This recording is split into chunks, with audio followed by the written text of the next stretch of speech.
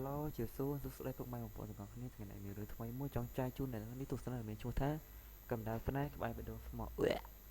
ចង់ក្អួតតោះគេថារឿងនេះល្អមើលតែមិនដែរមើល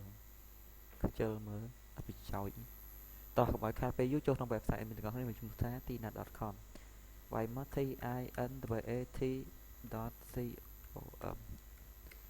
ចង់មើលក៏មើលមិនចង់មើលក៏អត់ទៅអត់មានដែរមើល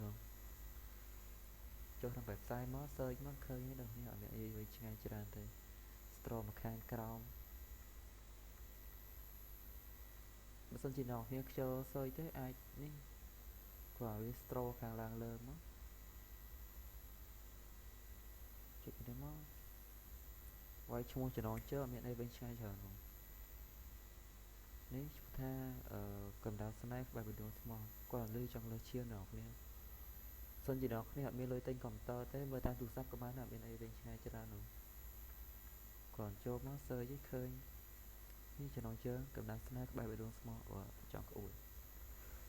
បើសិនជាអ្នកគ្នារកមើលមិនឃើញទេអាចចូលមើលក្នុង menu យើងបានមានត្រេ3នេះមកចុចមើល Chinese Pipe search មើលខាងក្រោមមកនឹងឃើញរឿងយើងចង់មើលហើយដែលមានឈ្មោះថាកម្ដៅស្នេហ៍ក្បែរបេះដូងស្មោះតោះអរគុណសម្រាប់ការទស្សនាជួបគ្នានៅវីដេអូក្រោយបាយ